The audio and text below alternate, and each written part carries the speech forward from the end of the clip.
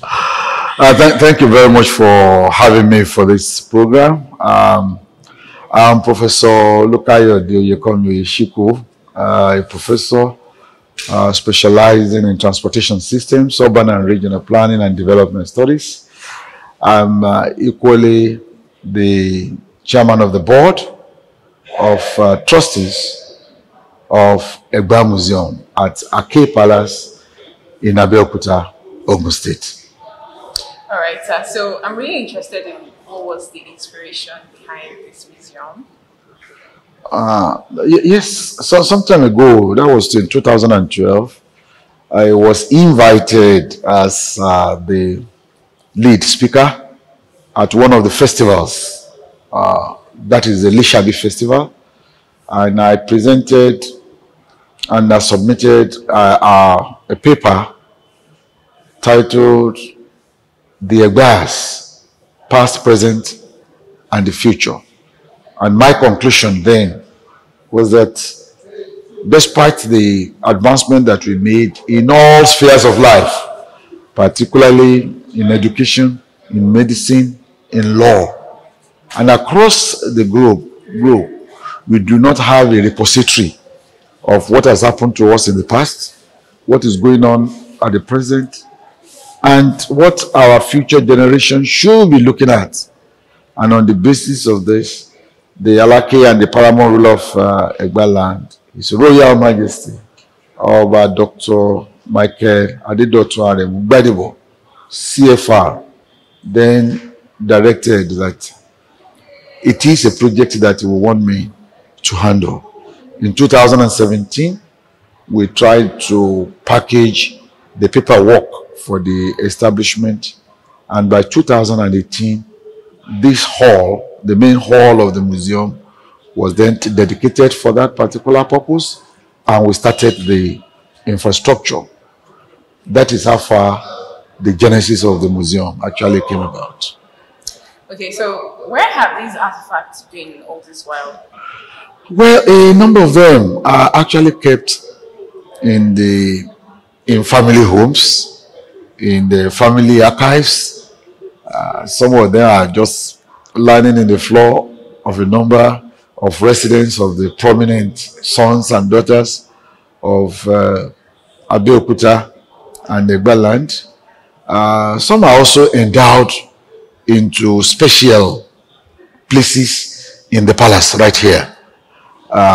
We could see that the Ade, that is the cap of the first Alake of Egbaland, is still right here, right? It's just kept somewhere, maybe also for an opportunity like this. Then we just started gathering them here and there and make a meaningful historical ascendance and cultural exposition of them in form of a museum.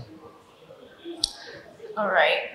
So the first time I read about Egbaland, I think I was reading about the first church in Nigeria, and I read that it was established here, and I also heard that the Olumo served as an asylum during the time of an attack.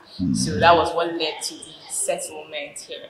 But then something that really drew my attention is the first Alake of Egbaland, Oba Ukenu, because there are a lot of stories about him. So we'd really like to hear from you a little bit about the history of Egbaland, the church, Alake.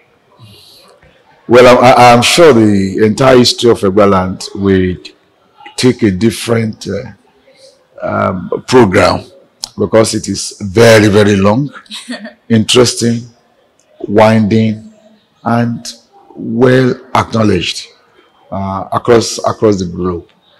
The Egbas, the present Egbaland that we have today,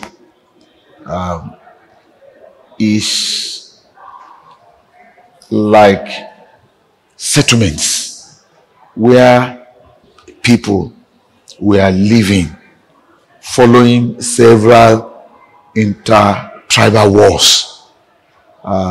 It was also a series of settlements that people tried to take a shelter during the attack. And there were 3 or 4 of such that are known in the history.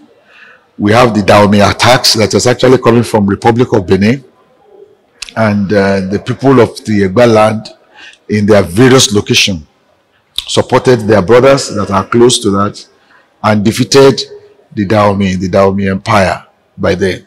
The same thing from the Oyo people also came right from Ibadan, and attacked the people that were living in the various Egba conclaves around that particular area.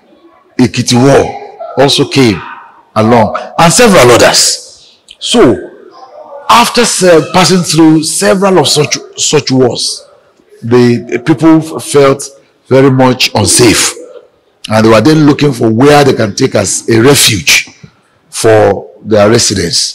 And that is why when they saw the Olumo rock, and they felt that it was very wide, it's a very massive, geographically speaking, an igneous rock that must have emerged as a result of 1,000 years of volcanic reactions. And because of the way it is solidified, people felt that they would be safe to gather around that place. So Egba people then came from various homesteads, right?